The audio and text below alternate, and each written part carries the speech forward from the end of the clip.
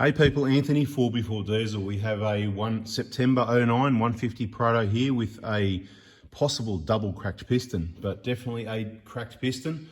The reason I say double cracked, this one's harder to start and it's got less power than what they normally have, and it's blowing a whole heap of smoke like it's running on 2 cylinders with a double cracked piston. Now, I'm not sure if that's what it is, but we're going to go through a bit of information here, including the job. So this is a cracked piston fund member, one of the first ones since this Prado Hilux 1KD FTV engine replacement hospital has been open. We don't expect a lot of use here. It's mainly for people in the cracked piston fund. It's what it's been designed for, their use and to help them out.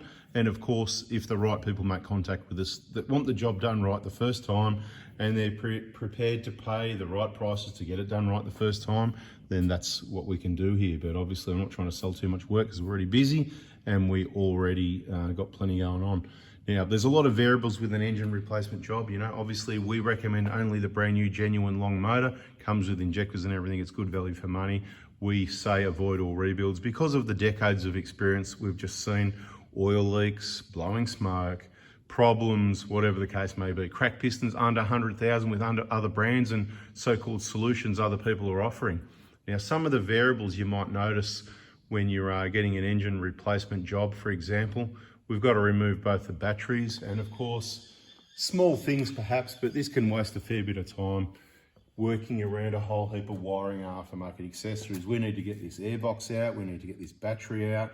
We've got, you know, tape holding wires onto airboxes, not really the ideal. And this is an absolute mess here, creating work. I mean, I just about need to do a video on this to see all these wires and where they go, because, you know, unless you know what all these things are and where they go, it's going to be hard to remember to work out to put it all back. So this is what I mean when I say there's no fixed price on labor. You know, it starts from about $3,000 and obviously upward from there. Any complications, any extras, stuff like that is going to add to the work. Obviously there's engines, then there's all the gaskets, the seals, the O-rings, the glow plugs, the timing belts, the whatever optional things that you could reuse but that you might choose to replace. Now the situation over this side, maybe not too bad. Obviously we've got to remove the battery. This looks fairly straightforward. Again, items taped onto batteries. I don't know if that's connected to a wire. Battery's got to, so we've got to take that off.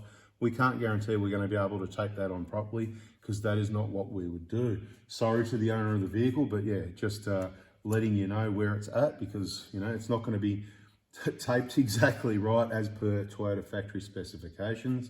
Battery needs to come out. This wiring over here probably out of the way. Optional changing the fuel filter. We certainly look at the fuel for a sample to see if there's any contamination, and if we find that, then we're going to make recommendations based on that. Okay, so on this one, just looking at it, I'm seeing oil. There's a lot of what looks like possibly more crankcase pressure than usually. There's no catch can here. I don't know if there was in the past. As I said, it's an 09. It's 2023 now. Quite often people put catch cans in vehicles until they worked out it wasn't the best thing to do. But I guess it's just, if it has got 2 cracked pistons, it's going to have massive crankcase pressures coming up to the top of the engine.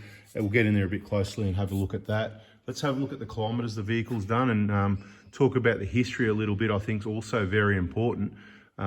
This one, being an 09, you've got to remember in 09, the engines and the 2010 vehicles and the 11s, they did not have full DLC injectors, but they've got an awesome software program that hides all the problems with the injectors and makes adjustments, and they run really well and quiet to the end. So don't think everything's okay because it's running well. You need to make sure you're checking the vehicle yourself from watching the videos, or taking it to someone that knows what they're doing, one of the 4x4 Diesel workshop partners, or somebody else that you can find that knows what they're doing. If you watch the videos and get to know the vehicle, then you'll certainly hopefully be able to work out whether you're taking it to someone that knows what they're doing or not. Okay, so let's have a look at the kilometres and get in over the valve cover. So this was an 09. What I was trying to say, that's where I was at. The injectors in those older, so they started manufacturing the DLC coated injectors in 2010. When I say that, I mean the full DLC. So there was DLC on some parts before then. So the injectors in this engine originally would have been part DLC, but not full DLC. Manufacturing on full DLC was in 2010, and it was on and off through the year. Those injectors generally, you couldn't guarantee that it was going to be in an engine until 2013 onwards. Certainly would have full DLC injectors in both Prados and Hiluxes. Some 2012s would have it as well, but you can't guarantee. My point is, those injectors don't last as well as the full DLC, and they should have all been changed by my normal recommendation, probably about 7 years, maybe 8, 7 years, 170k thereabouts. Now, this one did have injector replacement. I think it was only a few years ago, maybe, let's say, I'll have to check the history, maybe 2020, 2019, so somewhere around there, I'm going to take a guess, but we could check the history, which means they were about 10 years old, so we're a little bit over. I think it was probably about 180k, 190, somewhere getting closer to 200. Probably a little bit long, but not too bad. So that may have been a contributor to some piston, wrong combustion and some damage to the piston before the awesome injectors were put in. But the injectors on this one have been replaced at, once again, I have to check the history, but I believe it's about close to 200,000 kilometres, and it's done about 260, 270 now. Let's get in there and have a look and fire it up and see exactly how many Ks it's done for the record.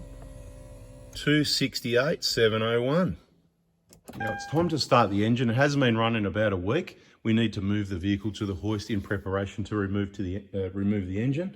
And I just want to demonstrate how much smoke it's blowing. So stay tuned for a moment and we'll try and get the engine started.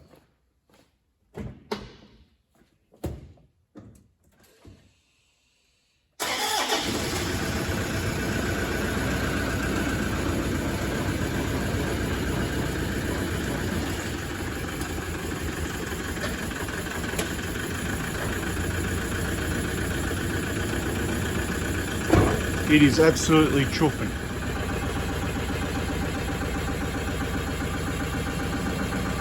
That's why I backed it up to the door, because it is absolutely terrible, this one. Let's have a look under the engine bay. This one's actually dropping oil on the floor, so it's actually really punched something out somewhere. All right, so there's your engine. Let's take a look at the blow-by situation. I'll take the oil cap off. So if you see an engine running like this, and in this instance, specifically a 1KD, because that's what this is, 1KD FTV, that looks like it's running on 2.5, 3 cylinders max, okay? This time we're not going to bother unplugging any of the injectors. What we're just going to do is confirm it's a cracked piston. This could be a failed injector, it could be misfiring. But the way we confirm the difference between a failed injector is quite simply taking that oil cap off. Let me show you. Once again.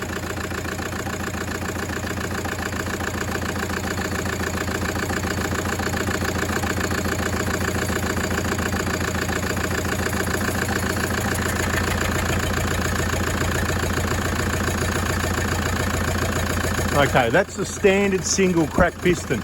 Every time that chuff, chuff, chuff like a steam train, that is blowing through the hole in the piston. That is a massive hole in the piston.